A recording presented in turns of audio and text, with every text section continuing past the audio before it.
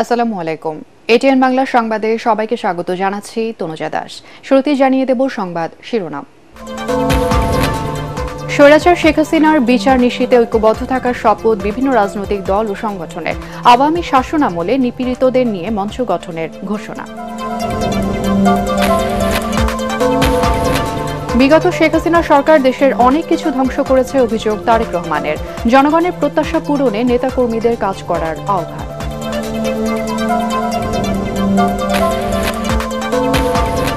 জয় বাংলাকে জাতীয় স্লোগান করে হাইকোর্টের রায় আপিল বিভাগে স্থগিত। অর্থ পাচার মামলায় তারেক রহমান ও গিয়াসউদ্দিন আল মামুনকে অব্যাহতি।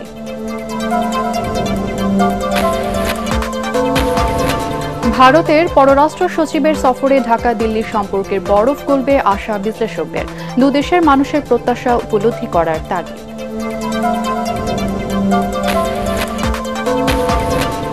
এবং পুলিশ কমিশন গঠন ও র্যাব বিলুপ্তির সুপারিশ বিএনপির। বিজয় দিবসে মানিক মিয়া এভিনিউয়ে সবার আগে বাংলাদেশ কনসার্টের আয়োজন।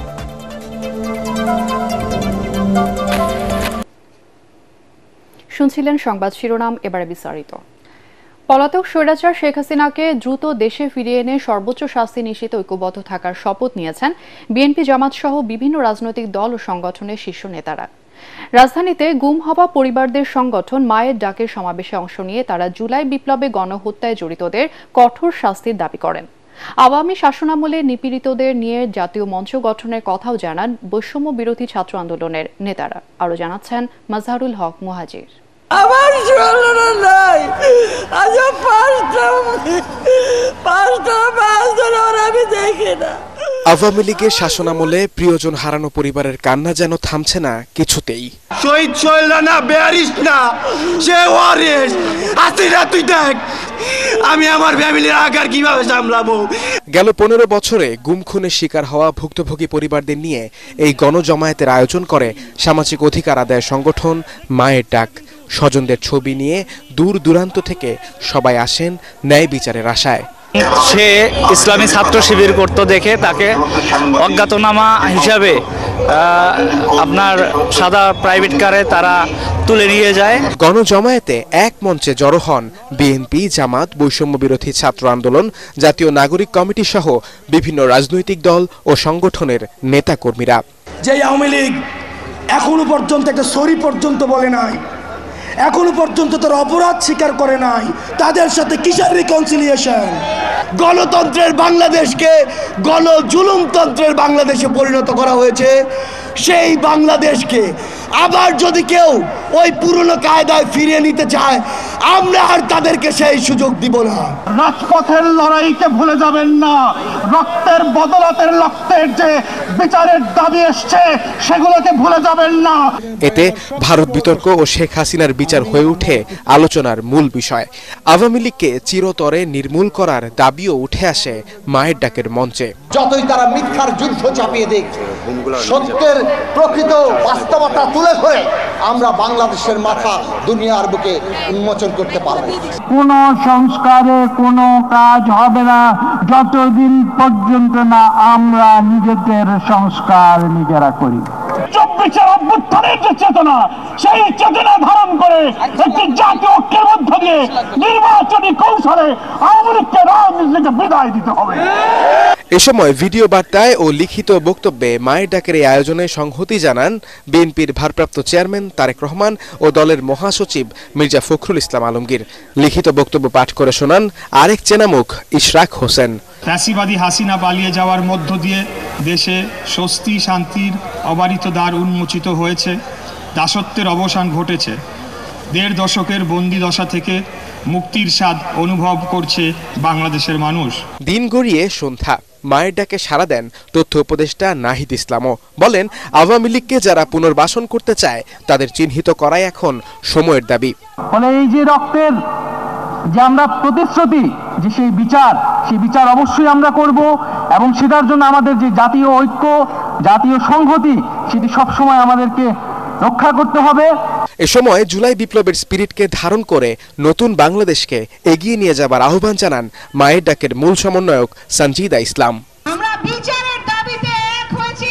মাজহারুল হক মুহাজির, এটিএন বাংলা, ঢাকা। আন্তর্জাতিক মানবাধিকার প্রধান উপদেষ্টা ডক্টর মোহাম্মদ ইউনূস বলেছেন 5 আগস্টের পরের বাংলাদেশ নতুন বাংলাদেশ, তাই এই দেশকে নতুনভাবে গড়ে তোলা হবে। বিশ্ব মানবাধিকার দিবস উপলক্ষে জুলাইয়ের কন্যা আমরা তোমাদের হারিয়ে যেতে দিব না বিষয়ক অনুষ্ঠানে তিনি এসব কথা বলেন।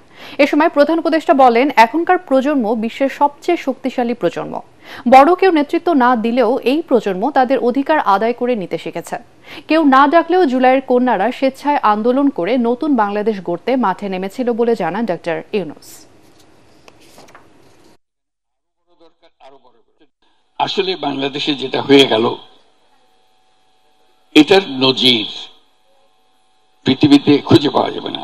এখানে কোনো বড় নেতা এসে তোমাদেরকে উদ্বুদ্ধ করে নাই যে এটা করতে হবে, এরকম প্রোগ্রাম দিতে হবে, কিছুই করে না। তোমরা স্বতঃস্ফূর্তভাবে করেছো এবং মেয়ে বলে যে তোমাদের আলাদা করে কেউ ডেকে নিয়ে গেছে না, তাই না, তোমরা নিজেরা এগিয়ে এসছো যে আমরা আছি, এটা আমাদের দাবি, আমাদের জিনিস। সেই জন্য আজকে যে বাংলাদেশের মেয়েরা, স্কুলের মেয়ে, কলেজের মেয়ে, বিশ্ববিদ্যালয়ের মেয়ে, চাকরিজীবী মেয়ে, যে যেখান থেকে বেরোছে, পরিবারের মেয়ে, সবাই এসে এটাতে যোগ দিয়েছে এবং সমানভাবে এগিয়ে এসছে। এটা বাংলাদেশকে একেবারে পরিবর্তন করে দিয়েছে। এটা বাংলাদেশ ওই আগের বাংলাদেশ, 5 আগস্টের আগের বাংলাদেশ এটা আর নাই। এটা একটা নতুন বাংলাদেশ। এই নতুন বাংলাদেশ আমরা গড়বই, এটা হলো আমাদের শপথ। পতিত শেখ হাসিনা সরকার দেশের অনেক কিছু ধ্বংস করে দিয়েছে অভিযোগ করে বিএনপির ভারপ্রাপ্ত চেয়ারম্যান তারেক রহমান বলেছেন, সবাইকে নিয়ে জবাবদিহিমূলক সরকার প্রতিষ্ঠা করতে চায় বিএনপি। জনপ্রত্যাশা পূরণে দলের নেতাকর্মীদের কাজ করার আহ্বান জানান তিনি। সাংগঠনিক বিভাগ কুমিল্লায় বিএনপির 31 দফা সংস্কার প্রস্তাব নিয়ে প্রশিক্ষণ কর্মশালায় ভার্চুয়ালি বক্তব্যে তারেক রহমান এসব কথা বলেন। নেতাকর্মীদের উদ্দেশ্যে তিনি বলেন, শুধু নিজের কথা ভাবলে চলবে না, দেশ ও জনগণের কল্যাণে কাজ করতে হবে। দেশের মানুষ বিএনপির দিকে তাকিয়ে আছে উল্লেখ করে তারেক রহমান বলেন, দলীয় শৃঙ্খলা ও জনগণের আকাঙ্ক্ষার বাইরে কোনো কাজ করলে কাউকেই ছাড় দেওয়া হবে না। রাষ্ট্র পরিচালনার দায়িত্ব পেলে সব ক্ষেত্রে জবাবদিহিতা প্রতিষ্ঠার অঙ্গীকার করেন বিএনপির এই দ্বিতীয় শীর্ষ নেতা। বহু সময় নষ্ট হয়েছে, স্বৈরাচার অনেক কিছু ধ্বংস করে দিয়ে গেছে, এই দেশটাকে তারা ধ্বংস করে দিয়ে গেছে, এই দেশের মানুষের ভবিষ্যৎ তারা ধ্বংস করে দিতে চেয়েছিল। এখনো সম্ভাবনা আছে এবং সেই সম্ভাবনাকে যদি বাস্তবায়ন করতে হয়, মানুষ বিএনপির দিকে তাকিয়ে আছে। বিএনপি হিসাবে আসুন আমরা মানুষের সেই প্রত্যাশা পূরণের জন্য আমাদের সর্বোচ্চ দিয়ে আমরা চেষ্টা করি। শুধু নিজের কথা ভাবলে হবে না, আসুন আমরা দেশ এবং মানুষের কথা ভাবি। আসুন জীবনে বেঁচে থাকার জন্য যতটুকু আপনার প্রয়োজন আমরা ততটুকু করি, বাকি সময়টুকু আসুন আমরা মানুষ এবং দেশের জন্য ব্যয় করি। তাহলে আপনি মানুষের মধ্যে চিরস্মরণীয় হয়ে থাকবেন। জয় বাংলাকে জাতীয় স্লোগান ঘোষণা করে হাইকোর্টের দেওয়ার রায় স্থগিত করেছেন আপিল বিভাগ। প্রধান বিচারপতি সৈয়দ রেফাত আহমেদের নেতৃত্বাধীন 4 বিচারপতির বেঞ্চ এই আদেশ দেন। একই সাথে রাষ্ট্রপক্ষকে হাইকোর্টের রায়ের বিরুদ্ধে আপিলের অনুমতি দিয়েছেন সর্বোচ্চ আদালত। আরো জানাচ্ছেন হুমায়ুন চিশতি।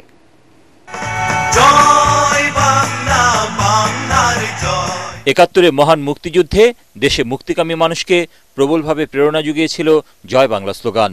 যুদ্ধে সফল অপারেশন বা বিজয় উদযাপনে মুক্তিযোদ্ধাদের স্লোগান ছিল জয় বাংলা। এক রিট আবেদনের পরিপ্রেক্ষিতে 2020 সালের 10 মার্চ জয় বাংলাকে জাতীয় স্লোগান ঘোষণা করে রায় দেন হাইকোর্ট। রায় আদালত বলেন, জয় বাংলা জাতীয় ঐক্যের স্লোগান। 2022 সালের 20 ফেব্রুয়ারি একে জাতীয় স্লোগান হিসেবে স্বীকৃতি দেওয়ার সিদ্ধান্ত অনুমোদন দেয় শেখ হাসিনার মন্ত্রিসভা। 2 মার্চ জয় বাংলাকে জাতীয় স্লোগান ঘোষণা করে প্রজ্ঞাপন জারি করা হয়। এ মাসের শুরুতে 2 ডিসেম্বর হাইকোর্টের ওই রায় স্থগিত ও আপিলের অনুমতি চেয়ে আবেদন করে রাষ্ট্রপক্ষ।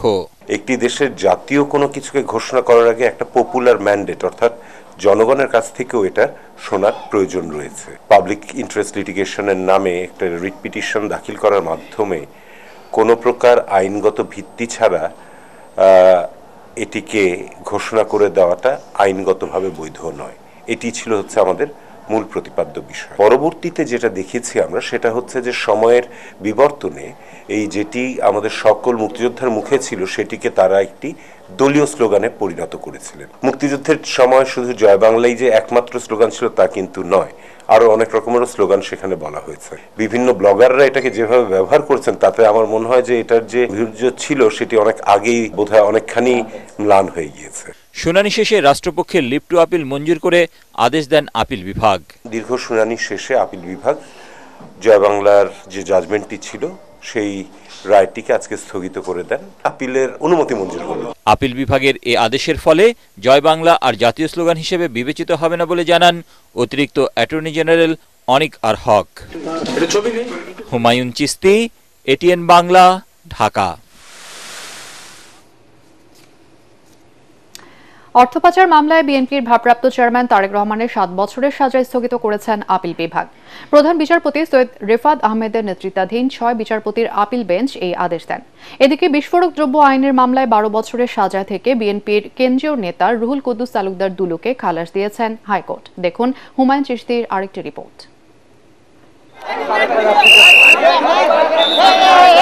সিঙ্গাপুরে অর্থ পাচারের মামলায় 2011 সালের নভেম্বরে বিএনপির ভারপ্রাপ্ত চেয়ারম্যান তারেক রহমানকে খালাস দেন বিচারিক আদালত। তবে ব্যবসায়ী গিয়াসউদ্দিন আল মামুনকে 7 বছরের কারাদণ্ড দেওয়া হয়।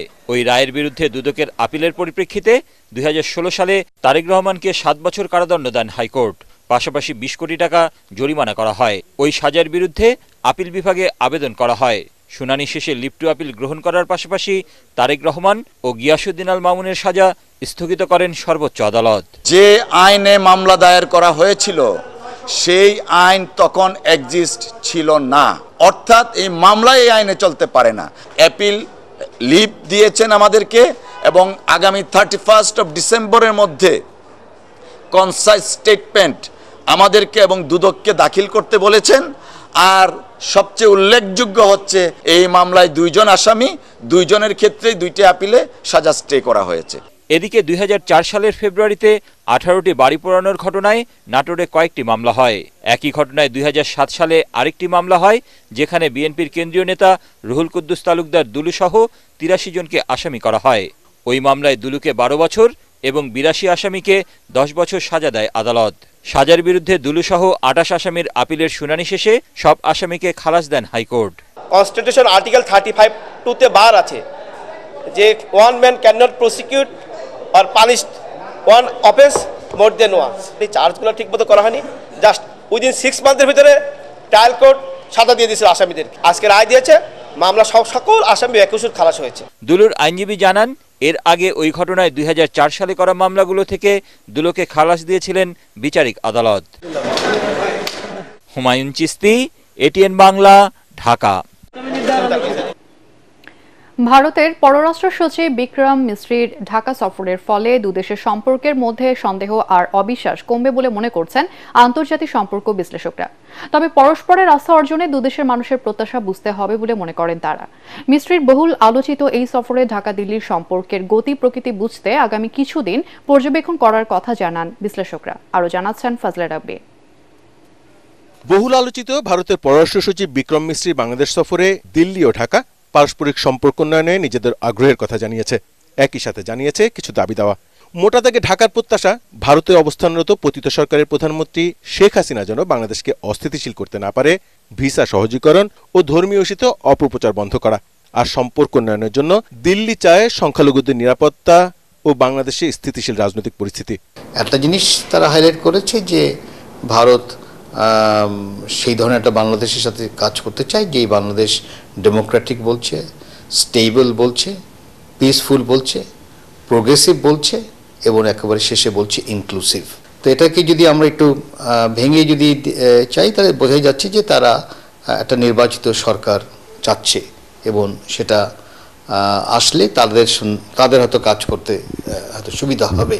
দুই দেশের সম্পর্ক কথায় না কাজের উপর নির্ভর করছে বলেও জানান বিশ্লেষকরা। তবে বাংলাদেশের রাজনৈতিক পট পরিবর্তনের পর আনুষ্ঠানিকভাবে দুই দেশের পররাষ্ট্র সচিব পর্যায়ের বৈঠককে ইতিবাচকভাবে দেখছেন তারা। একই সাথে বৃহৎ প্রতিবেশী হিসাবে ভারতের দায় ও দায়িত্বপূর্ণ আচরণ বেশি প্রত্যাশিত বলেও জানিয়েছেন আন্তর্জাতিক সম্পর্ক বিশ্লেষকরা।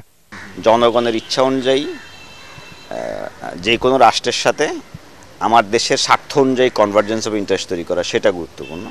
তো সেই কনভার্জেন্স অফ ইন্টারেস্টের জায়গাগুলোতে যদি কিছু কিছু ক্ষেত্রে পজিটিভ আনা যায়, তখন সেটা একটা spill over effect long time relationship পড়বে। আর যদি সেই কনভার্জেন্স অফ ইন্টারেস্টগুলো আইডেন্টিফাই করার ক্ষেত্রে ডিফিকাল্টিস দেখা দেয়, তখন হয়তো জটিলতা তৈরি হওয়ার আশঙ্কা থাকে। বাট বৈঠকের পরে দুই ফরেন সেক্রেটারির যে ব্রিফিং সেটাতে বোঝা গেছে দুই দেশই তাদের সম্পর্কের ব্যাপারে ওয়াকিবহাল এবং এটাকে এগিয়ে নেওয়ার ব্যাপারে তাদের মধ্যে আগ্রহ আছে। ভারতের যে সমালোচনাটা আছে বাংলাদেশে যে একতরফা সে অনেক কিছু নিয়ে নিচ্ছে, সেই জায়গায় যেন পরিবর্তনটা হয়। এখন কথাটা বলা এক কথা, যতক্ষণ পরিবর্তন না হবে ততক্ষণ আমার মনে হয় আমাদের দেখা দরকার যে আসলে কিভাবে এই পরিবর্তনটা করবে। সম্পর্ক এগিয়ে নিতে দুই দেশের মানুষের মনস্তাত্ত্বিক গঠন ও চাহিদা ভারত বাংলাদেশের নীতি নির্ধারকদের উপলব্ধি করে কর্মপন্থা নির্ধারণ করতে হবে। একই সাথে তাদের মধ্যে যোগাযোগ ও বন্ধুত্বপূর্ণ সম্পর্ককে গুরুত্বের সাথে বিবেচনা করতে হবে বলে মনে করেন এই বিশ্লেষকরা। ফজলে রাব্বি, এটিএন বাংলা, ঢাকা। পুলিশ বাহিনীকে জনবান্ধব, রাজনৈতিক প্রভাবমুক্ত পেশাদার বাহিনী হিসেবে গড়ে তুলতে কমিশন গঠন সহ বেশ কিছু সংস্কার প্রস্তাব করেছে বিএনপি। চেয়ারপারসনের গুলশান কার্যালয়ে সংবাদ সম্মেলনে বিএনপির স্থায়ী কমিটির সদস্য ও দলের পুলিশ সংস্কার কমিটির প্রধান অবসরপ্রাপ্ত মেজর হাফিজউদ্দিন আহমেদ এসব প্রস্তাব তুলে ধরেন। এ সময় তিনি বলেন, গত 16 বছরে দেশের প্রতিটি প্রতিষ্ঠান ধ্বংস করে দিয়েছে আওয়ামী লীগ, যার মধ্যে পুলিশ বাহিনী অন্যতম। পেশাদারিত্বের বাইরে গিয়ে আওয়ামী লীগের ব্যক্তিগত বাহিনীর মতো মারমুখী ও হিংস্র হয়ে গেছে পুলিশ বিভাগ। জুলাই বিপ্লবের আন্দোলনে দমানোর নামে তারা সহস্রাধিক হত্যা ও অসংখ্য মানুষকে রক্তাক্ত করেছে। তাই এই বাহিনীর সংস্কার জরুরি বলে মত দেন মেজর হাফিজ।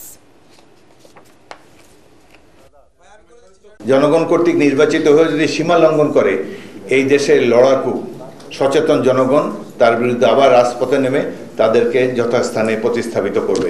এই সংস্কার করতে করতে তো কিয়ামত পর্যন্ত চলে যাবে। এই সংস্কার করার অ্যাকচুয়ালি ম্যান্ডেট প্রাপ্ত উপযুক্ত সংস্থা হলো জনগণের নির্বাচিত প্রতিনিধিরা। তো যখন একটি সুষ্ঠু নির্বাচনের মাধ্যমে একটি সরকারের কাছে বর্তমান ইন্টারিম সরকার যখন ক্ষমতা হস্তান্তর করবে, এই সরকারের আমলে যেসব সুপারিশমালা তারা দিবে, বিভিন্ন কমিশনের সংস্কার, সেটাও বিবেচনা করবে। তবে ফাইনাল অথরিটি তো নির্বাচিত প্রতিনিধিরা। মহান বিজয় দিবস উদযাপনে 16 ডিসেম্বর কনসার্ট করবে সবার আগে বাংলাদেশ। গুলশান এভিনিউয়ের উদয় টাওয়ারে সংবাদ সম্মেলনে এ তথ্য জানান সংগঠনটির আহ্বায়ক ও বিএনপির যুগ্ম মহাসচিব শহীদউদ্দিন চৌধুরী অ্যানি। মানিকমিয়া এভিনিউতে এই কনসার্ট হবে। সংবাদ সম্মেলনে তিনি আরো বলেন, বাংলাদেশের নিজস্ব সংস্কৃতি ধরে রাখতে হবে। নতুন প্রজন্মের কাছে বাংলাদেশের নিজস্ব সংস্কৃতি তুলে ধরতে চান তারা।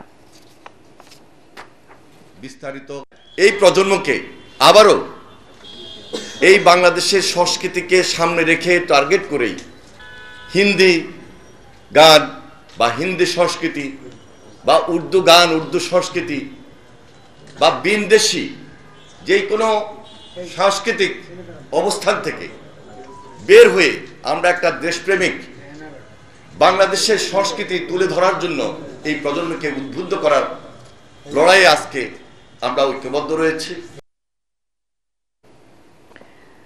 বাস্তবতাকে মেনে নিয়ে ভোজ্য তেলের দাম বাড়ানো হয়েছে বলে মন্তব্য করেছেন বাণিজ্য উপদেষ্টা শেখ বশিরউদ্দিন। পুকুর নয়, গত 15 বছরে দেশে সাগর চুরি হয়েছে জানিয়ে তিনি বলেন, রমজানে বাজার নিয়ন্ত্রণে কাজ করছে সরকার। রাজধানীতে ইকোনমিক রিপোর্টার্স ফোরামের পুরস্কার বিতরণী অনুষ্ঠানে উপদেষ্টা এসব কথা বলেন। আরো জানাচ্ছেন সৈয়দ রিয়াজ।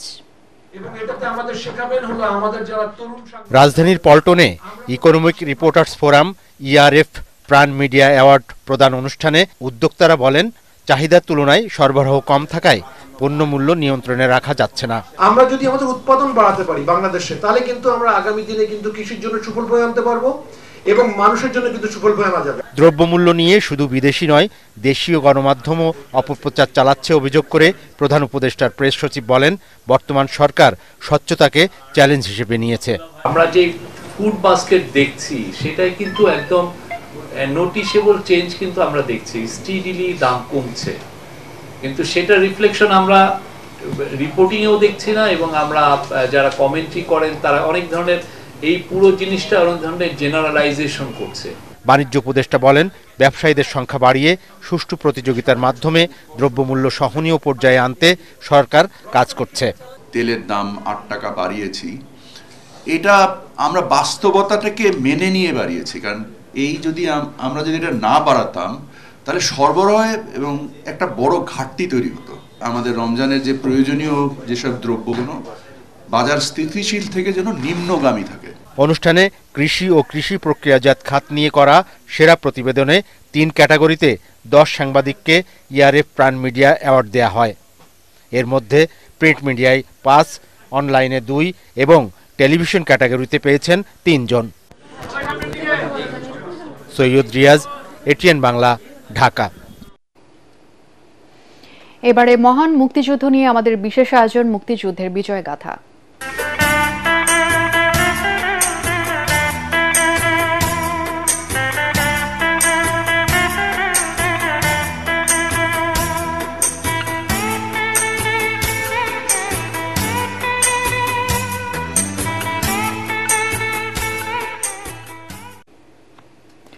পশ্চিম পাকিস্তানের শাসন, শোষণ আর সীমাহীন বৈষম্য থেকে মুক্তি পেতে ৭১-এর মহান মুক্তিযুদ্ধে ঝাঁপিয়ে পড়েছিলেন তৃণমূলের মুক্তিযোদ্ধারা।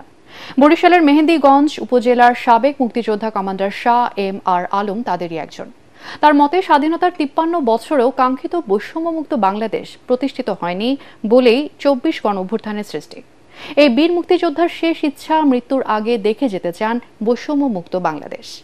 দেখুন আজিজুল হাকিম পলাশের ক্যামেরায় মিজান শাহজাহানের রিপোর্ট। মোরা একটি ফুলকে বাঁচাবো বলে যুদ্ধ করি। দেশপ্রেমিক মানুষের কাছে জন্মভূমি ফুলের মতোই পবিত্র, আর তাই ১৯৭১ সালে জীবনের মায়া ছেড়ে মুক্তিযুদ্ধে অংশ নিয়েছিলেন কিশোর, যুবক, বৃদ্ধ, নারী, পুরুষ, হিন্দু, মুসলিম, বৌদ্ধ, খ্রিস্টান, আদিবাসী সবাই। নদীবেষ্টিত বরিশাল এলাকায় ৯ নম্বর সেক্টরে মুক্তিযুদ্ধে অংশ নিয়েছিলেন শাহ এম আর আলম। তখন সবেমাত্র ১০ম শ্রেণীর ছাত্র। মা বাবাকে না জানিয়েই অংশ নেন মুক্তিযুদ্ধে। এক সময়ের টকবগে এই তরুণ তুলে ধরেন রণাঙ্গনে তার দুঃসাহসিক বীরত্বগাথা।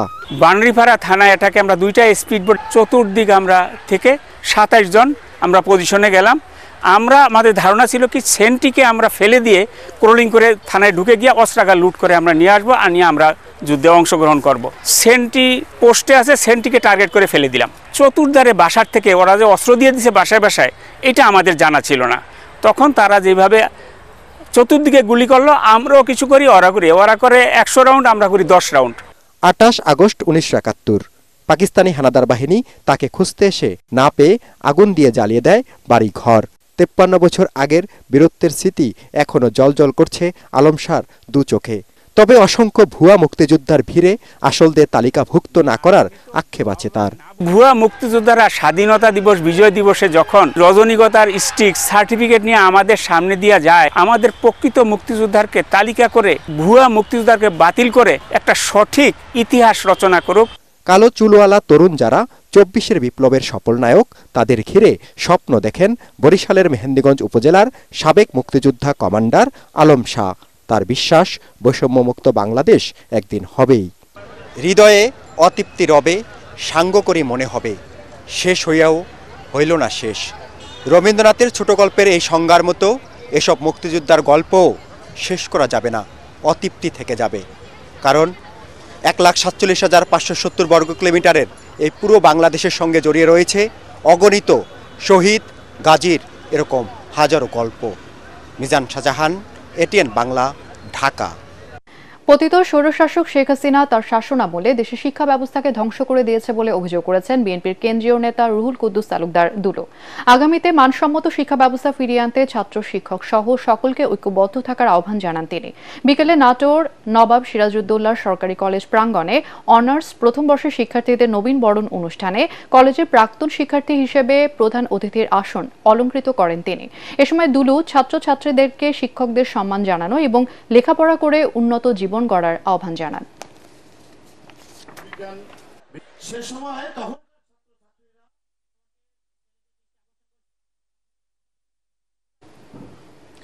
জগন্নাথ বিশ্ববিদ্যালয়ের ৭০০ শিক্ষার্থীর জন্য আবাসিক হল, স্বাস্থ্যসম্মত খাবার এবং একাডেমিক যোগ্যতা বাড়াতে নানা প্রশিক্ষণের উদ্যোগ নিয়েছে আস সুন্নাহ ফাউন্ডেশন। সকালে জগন্নাথ বিশ্ববিদ্যালয়ের সাথে চুক্তি স্বাক্ষর শেষে ফাউন্ডেশনের চেয়ারম্যান শায়ক আহমদুল্লাহ বলেন, পর্যায়ক্রমে ৫,০০০ শিক্ষার্থীদের হলের ব্যবস্থা করার পরিকল্পনা রয়েছে তাদের। যারা হলে থাকবেন তাদের IELTS 7 পাওয়ার মতো যোগ্য করে গড়ে তোলার প্রশিক্ষণ দেওয়া হবে। যদি কেউ দানের টাকা নিতে না চায়, সেক্ষেত্রে শিক্ষার্থীরা নিজের টাকা দিয়ে থাকতে পারবেন এখানে।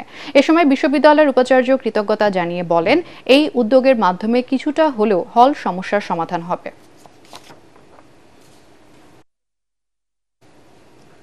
এবারে আল আরাফা ইসলামী ব্যাংক অর্থ সংবাদ।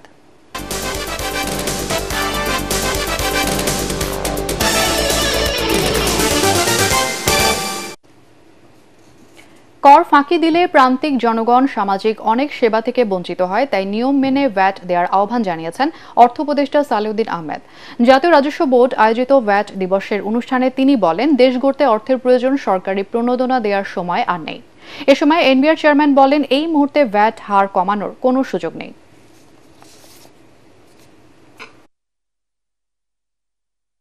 আমরা 50 বছর যাবত বহু শিশুকে লালন করছি, এখনো মানে ট্যাক্স পেয়ার দিয়ে, ইনসেন্টিভ দিয়ে, প্রোটেকশনের দিন কিন্তু চলে গেছে। এইসব সুবিধা কিন্তু থেকে আমাদের কিন্তু বেরিয়ে আসতে হবে, না হলে কিন্তু আমরা কম্পিটিটিভ হতে পারবো। সবাইকে আমি অনুরোধ করবো, আপনারা ট্যাক্স দেবেন, আর আমাদের যারা কর্মকর্তা আছেন তারাও একটু ফ্রেন্ডলি হবে। ধাপে ধাপে শান্তি চুক্তি বাস্তবায়ন করা হবে বলে জানিয়েছেন পার্বত্য চট্টগ্রাম বিষয়ক উপদেষ্টা সুপ্রদীপ চাকমা। রাজধানী বেইলি রোডে পার্বত্য চট্টগ্রাম কমপ্লেক্সে আয়োজিত পার্বত্য জেলা পরিষদ ব্যবস্থাপনা বিষয়ক প্রশিক্ষণের উদ্বোধন করে তিনি একথা বলেন।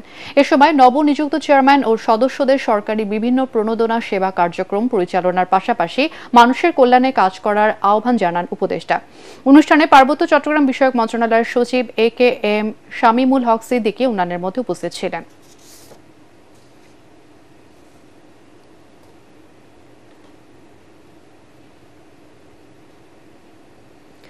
অটো রাইস মিল বন্ধের দাবিতে ধামরায় মানববন্ধন করেছে আলহাজ জামালউদ্দিন আদর্শ উচ্চ বিদ্যালয়ের শিক্ষক শিক্ষার্থীরা। তাদের দাবি, বিদ্যালয়ের পাশেই Ashiyan auto rice mill, Shihab Ali auto rice mill এবং শ্যামা অটো রাইস মিল থেকে উড়ে আসা ছাই ও বিষাক্ত ধোঁয়া শ্রেণীকক্ষে ঢুকে শিক্ষার্থীদের পাঠদানে বিঘ্ন ঘটাচ্ছে। এতে শ্বাসকষ্ট সহ নানা সমস্যার সম্মুখীন হচ্ছে শিক্ষক ও শিক্ষার্থীরা। এর প্রতিবাদে উপজেলার হাটিপাড়া এলাকায় জামালউদ্দিন আদর্শ উচ্চ বিদ্যালয়ের পাশে এই মানববন্ধন করেন তারা।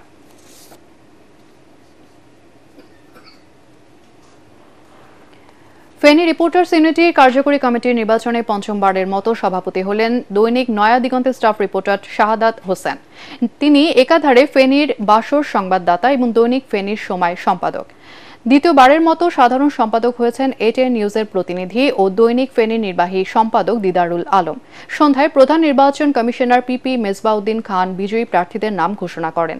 তিনি জানান, সবকটি পদে একক প্রার্থী হওয়ায় বিনা প্রতিদ্বন্দ্বিতায় পূর্ণ প্যানেলকে নির্বাচিত ঘোষণা করা হয়েছে।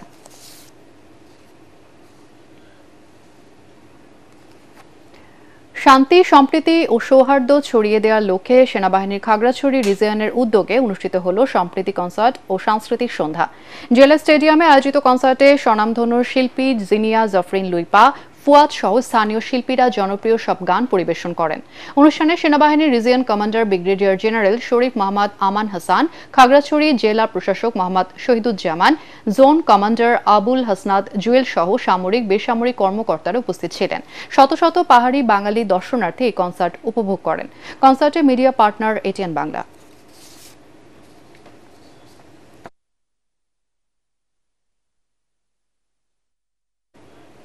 এবারে পাটেক্স খেলার খবর।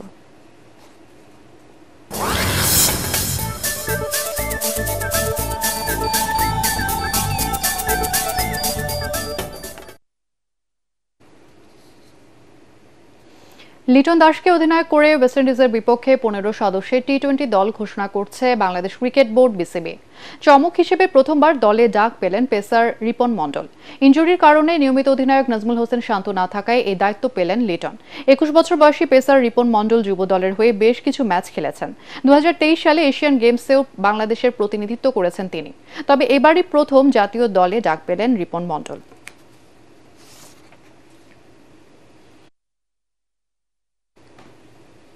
ফাইনাল ম্যাচে বিজয়ীদের পুরস্কার বিতরণের মধ্য দিয়ে শেষ হলো ওয়ালটনের বার্ষিক ক্রীড়া উৎসব। কাজের পাশাপাশি সুন্দর ও সুস্থ থাকতে চাই বিনোদন, এই স্লোগানে গত সেপ্টেম্বরে গাজীপুরের চন্দ্রায় ওয়ালটন হাইটেক পার্কে শুরু হয়েছিল ক্রীড়া উৎসব 2024। সোমবার সন্ধ্যায় ওয়ালটন হাইটেক পার্কের হেলিপ্যাড মাঠে বিজয়ীদের হাতে পুরস্কার তুলে দেন ওয়ালটন হাইটেক ইন্ডাস্ট্রিজ PLCর ব্যবস্থাপনা পরিচালক SM মাহবুবুল আলম। অন্যদের মধ্যে ছিলেন ওয়ালটন মাইক্রোটেক কর্পোরেশনের chief executive officer Nishat Tasnim Suchi, Walton প্লাজার ম্যানেজিং ডিরেক্টর মোহাম্মদ রায়হান সহ অনেকে।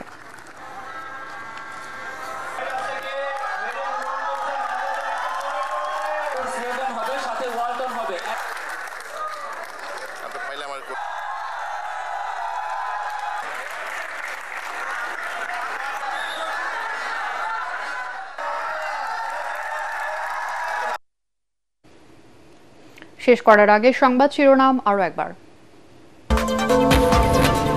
স্বৈরাচার শেখ হাসিনার বিচার নিশ্চিত ঐক্যবদ্ধ থাকার শপথ বিভিন্ন রাজনৈতিক দল ও সংগঠনের। আওয়ামী শাসনামলে নিপীড়িতদের নিয়ে মঞ্চ গঠনের ঘোষণা। বিগত শেখ হাসিনা সরকার দেশের অনেক কিছু ধ্বংস করেছে অভিযোগ তারেক রহমানের। জনগণের প্রত্যাশা পূরণে নেতাকর্মীদের কাজ করার আহ্বান।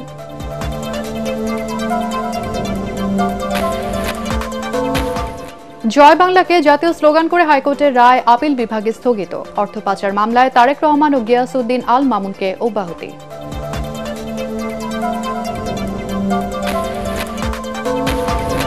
ভারতের পররাষ্ট্র সচিবের সফরে ঢাকা দিল্লি সম্পর্কের বরফ গলবে আশা বিশ্লেষকদের। দুদেশের মানুষের প্রত্যাশা উপলব্ধি করার তাগিদ।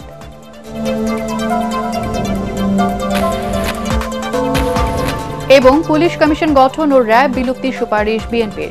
বিজয় দিবসে মানিক মিয়া এভিনিউয়ে সবার আগে বাংলাদেশ কনসার্টের আয়োজন।